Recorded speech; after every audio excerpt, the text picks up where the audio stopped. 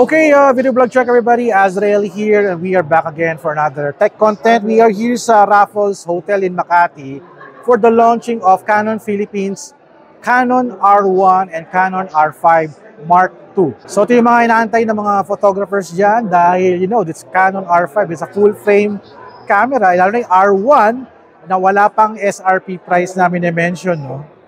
So kinakaiba dito sa Canon R5 Mark II is nakita ko sa kanilang presentation kanina. Sabi ito, dalawa yung kanyang parang image processing processor.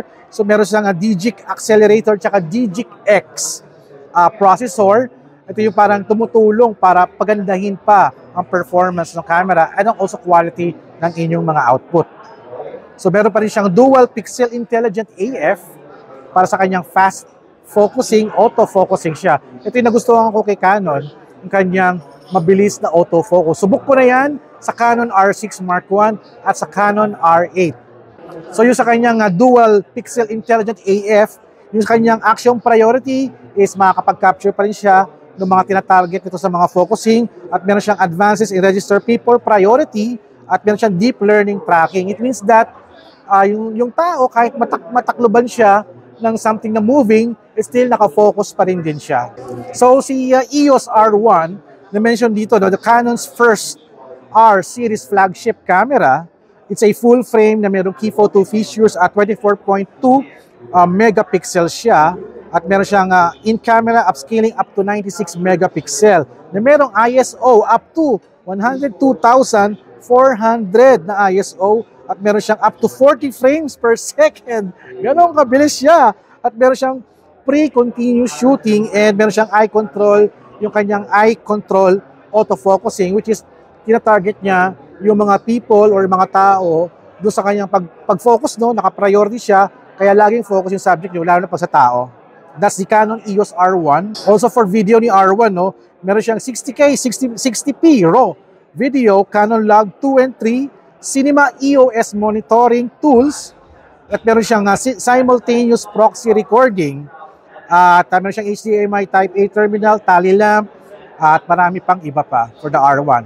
Walang available na R1 dito, but coming soon, abangan din natin kay Canon Philippines, no? Tapos R5 Mark II naman is the next gen of creativity. Sabi niya dito, it's a full frame camera na merong 45 megapixels back illuminated stock CMOS sensor, at meron siyang in-camera upscaling up to 179 megapixel at ISO up to 51,200.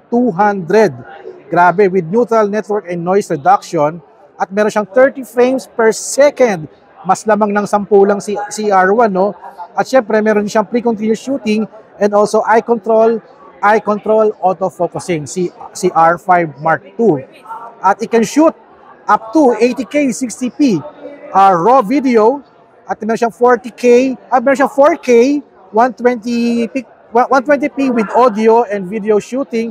I think pang slow motion yata to, no? At meron siyang Canon Log 2 and 3, simultaneous proxy recording, Cinema EOS monitoring tools, at meron siyang HDMI Type A terminal at tally lamp siya. So ayun, na-reveal kanina, no, ang SRP ni EOS R5 Mark II is 329,998.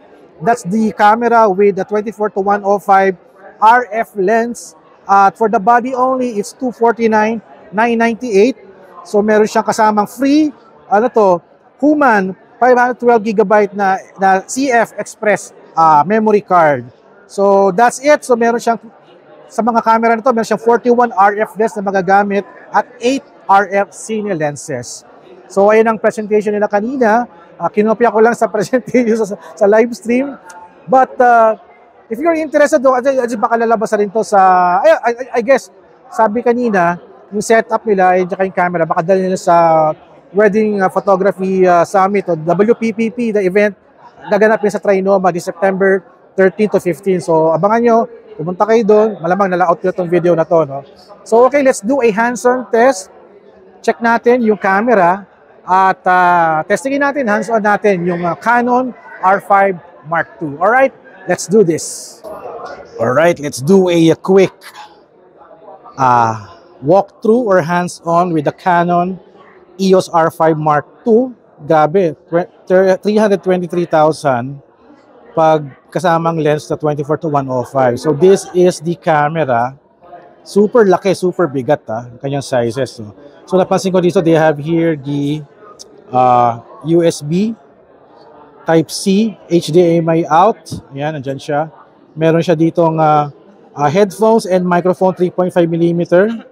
And this one is for the flash. Ayan, flash. So sa right side, it's the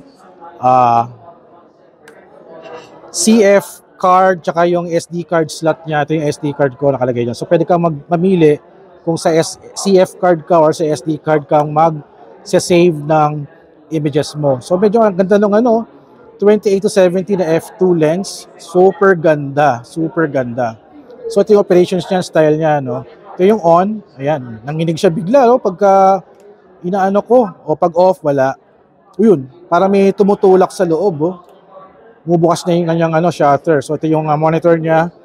Lagpas kalahati na yung battery at naka-manual tayo, 320 f2 ISO 200. Ito yung settings na ginagamit sa photography dito kasi may mga setup of lights. Sa left side, very interesting, there's a photo and video mode.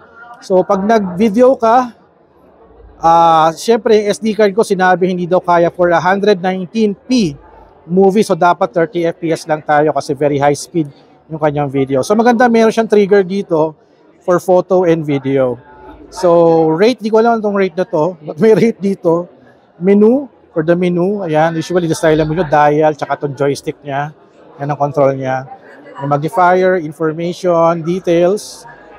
Ayan, pwedeng naka-off yung May queue for the quick settings. Ayan, play ng mga images mo. Ayan, mga images namin. And also, delete button. Ayan. Maganda yung kanyang EBF niya, napakalaki na. At very super linaw, super linaw. At this is a vari-angle LCD monitor. For kung di mo ginagamit, pwede naka-close. Pag gagamitin mo, gagawin mo na lang.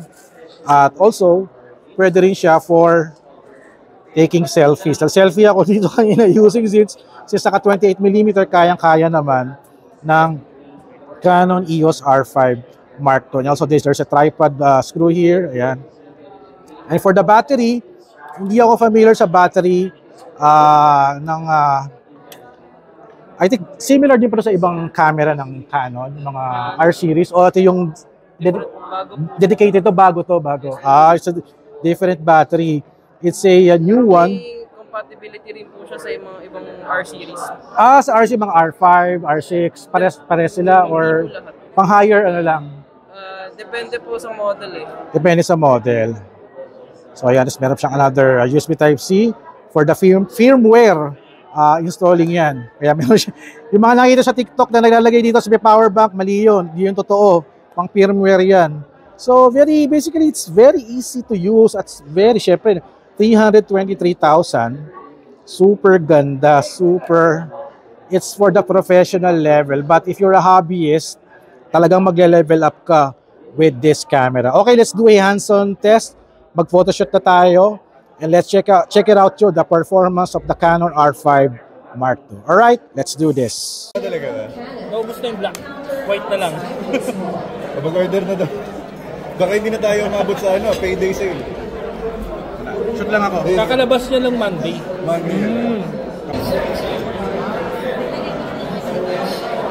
Wow! Inubos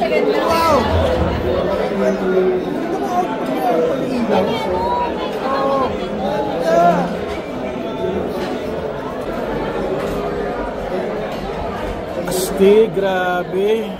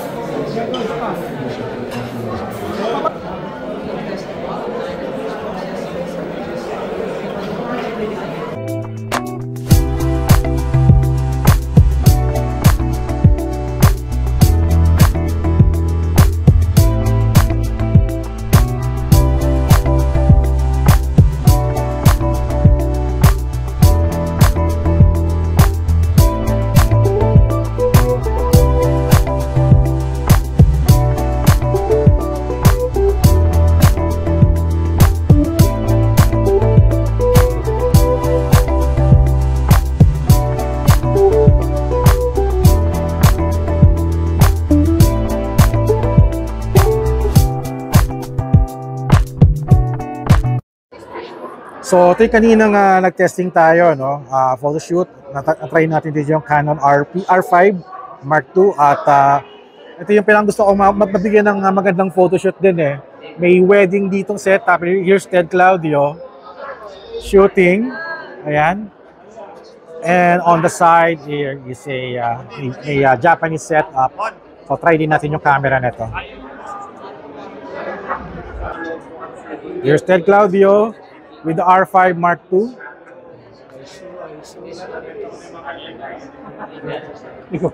Hindi ko pa kabisado yung control.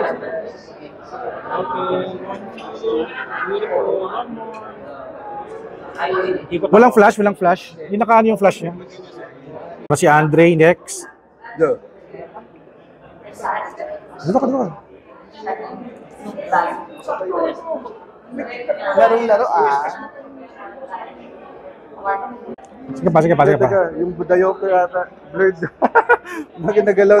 Ito kasi malabo mata ni Ted. Oh, sorry, in-adjust niya. Kaya wala akong makita. Malabo mata. Okay guys, we have here a second. You just give us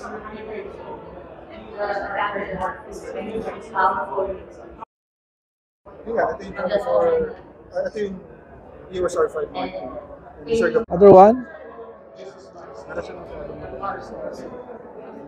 You want to?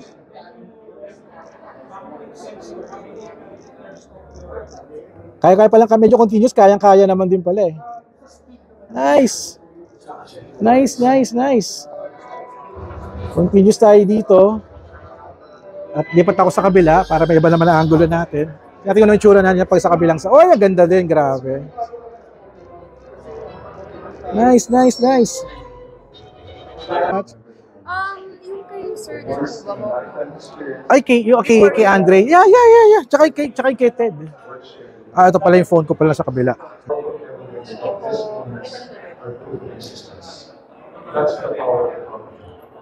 Ikaw to. Ayan, message kita. O sa kabila. Ay, may photographer na dito. Makikishoot na lang din ako.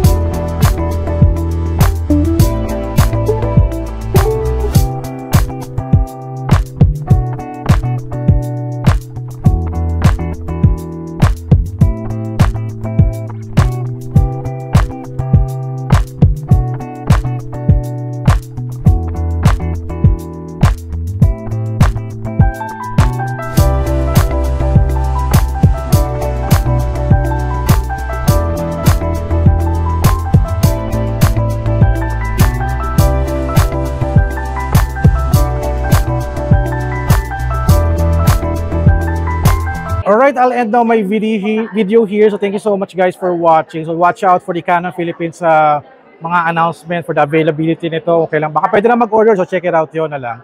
So thank you guys for watching. So don't forget to subscribe, like, and comment. And I'll see you guys at the next video vlog. Adventure. Camera adventure na naman tayo. Ulit with Canon Philippines. Parang naalala ko kasi every year nanghihiram ako ng camera. So ito yung tarating hiramin next time.